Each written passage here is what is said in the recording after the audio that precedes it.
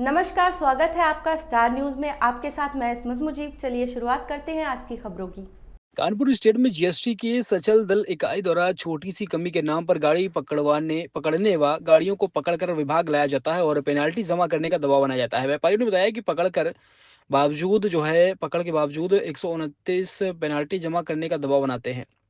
इसी के तहत शहर में घुसकर एसआईबी की कुछ टीम कुछ गाड़ियों को पकड़ा गया है और गोदाम व दुकानों में जाकर मिलान में थोड़ी बहुत कमी और बता करके पेनाल्टी व टैक्स जमा कराने का दबाव बनाया जा रहा है। किसी भी वर्ष में व्यापारियों व उद्यमियों को नोटिस भेजकर देखा कि मिलान के लिए कार्यालय बुलाया जा रहा है, जो कि नियमावली में नहीं है। कहीं न कहीं व्यापारियों व उद्यमियों को उत्पीड़न है। स्टेट जीएसटी की सचल दल इकाई द्वारा थोड़ी सी कमी पर गाड़ी पकड़ने व धारा 129 के दुरुपयोग न किया जाए और धारा 129 का सरलीकरण किया जाए।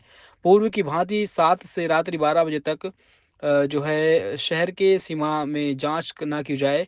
विभाग की एसआईबी द्वारा दुकानों, गोदामों, फैक्ट्रियों में जांच के नाम पर पेनाल्टी जमा करने का दबाव न बनाया जाए। नियम के विपरीत किसी भी वर्ष में व्यापारियों व उद्यमियों को नोटिस भेजकर टैक्स के मिलान के लिए कार्यालय न बुलाकर केवल ऑनलाइन जवाब लिया जाए और उन नोटिसों का निस्तारण किया जाए।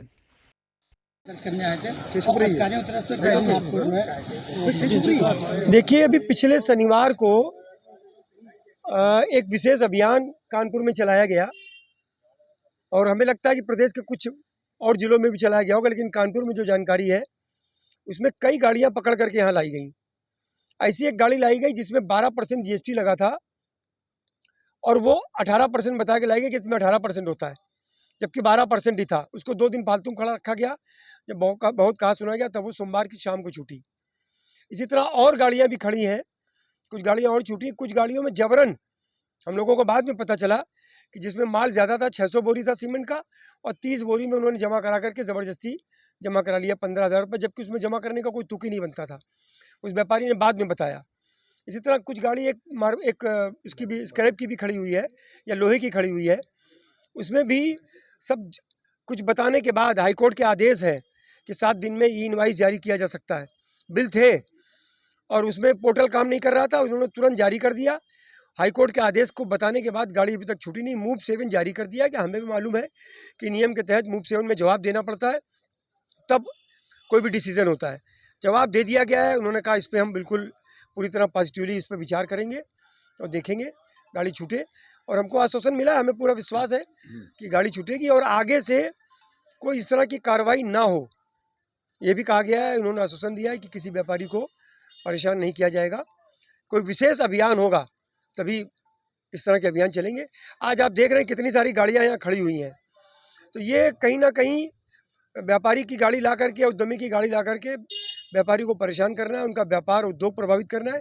हम आज इसका विरोध कर रहे हैं। आगे भी अगर इसी तरह व्यापारियों को, उद्यमियों को परेशान किया गया तो हम विरोध करने आए हैं और आते रहेंगे। सचल दल अधिकारी द्वारा एक वाहन रोका गया था, जिसके सिलसिले में व्यापार मंडल को शिकायत थी और वो शिकायत लेकर ये लोग आए थे।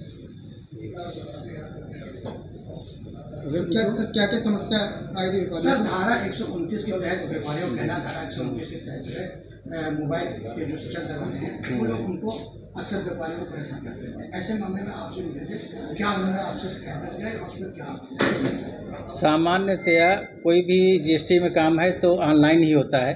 जब भी गाड़ी रोकी जाती है उसके आधे घंटे के भीतर इंटरसेप्शन जारी कर दिया जाता है और उसके बाद फिर जो है 1 हफ्ते का टाइम होता है नोटिस इशू करने का। तो नोटिस इशू किया गया है, व्यापारी ने जवाब दाखिल किया है। अब जवाब के ऊपर सचल दल अधिकारी जिन्होंने गाड़ी रोकी उस पर विचार करेंगे और नियमानुसार उस पर निर्णय लेंगे। देखिए, पिछले 6 माह से लगातार खासकर कानपुर उत्तर प्रदेश के अंदर व्यापारियों को परेशान किया जा रहा है। उसका कारण ये है कि जीएसटी का जो कलेक्शन है उत्तर प्रदेश के अंदर, खासकर अगर हम लोग कानपुर की बात करते हैं, तो जितना टैक्स कलेक्शन होना चाहिए था उसका 125% टैक्स कलेक्शन ऑलरेडी इनको मिल रहा था। उसके बावजूद एक लखनऊ में बड़े अधिकारी आए हैं, नाम नहीं लूँगा, उन्होंने जब से उनके धरती हुए कानपुर में पाँव पड़े, उन्होंने आके एक ऐसा आदेश पारित किया कि लोहे और सुपारी और खासकर जो पान मसाले वालों के ऊपर उन्होंने कहा शिकंजा कसिए, इनसे कलेक्शन और चाहिए। उस टैक्स कलेक्शन नाम से व्यापारियों को लगातार गाड़ियां रोक रहे, छोटी छोटी गलतियों पे गाड़ियां यहाँ लाई जा रही हैं। जिससे कानपुर का व्यापार इतना प्रभावित हुआ। अभी 2 दिन पहले उत्तर प्रदेश के वित्त मंत्री राजेश खन्ना जी को भी ये कहना पड़ा कि इस बार टैक्स कलेक्शन क्यों कम हुआ। सीधी सी बात है, आप जितना ज़्यादा व्यापारियों का उत्पीड़न करेंगे, व्यापार कानपुर से पलायन हो रहा है, दूसरे प्रदेशों में जा रहा है।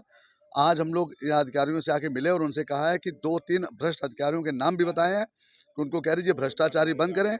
ये कहीं न कहीं एक बहुत बड़ी साजिश है उत्तर प्रदेश की सरकार को बदनाम करने के लिए। माननीय मोदी जी ने कहा था ईज डूइंग के लिए बात उन्होंने कही थी और उन्होंने कहा था कि 17 टैक्स हटा के एक जीएसटी लगाया जाएगा, सरलीकरण की बात हुई थी। माननीय उत्तर प्रदेश के हमारे मुख्यमंत्री जी उन्होंने हमेशा ये बात कही है कि व्यापारी की सरकार है और व्यापारी के लिए सबको जो बाहर से उन्होंने अभी लास्ट ईयर एक व्यापारियों के लिए सेमेस्टर भी किया था जिसमें बाहर से तमाम व्यापारी आए थे और उन्होंने कहा इन्वेस्टर्स को लाने के लिए बात कर रहे हैं। और यहाँ पे खासकर जो कानपुर में जो व्यापारी उनको इतना उत्पीड़न किया जाता है कि जो यहाँ से व्यापार है वो भी बाहर जा रहा है। तो आज अधिकारियों को कहा गया कि अगर ये नहीं अपनी मनमानी पे नहीं माने तो निश्चित रूप से उन व्यापारियों के नाम हम लोग जो है मुख्यालय में जाके देंगे और माननीय मुख्यमंत्री जी से भी उसकी शिकायत करेंगे।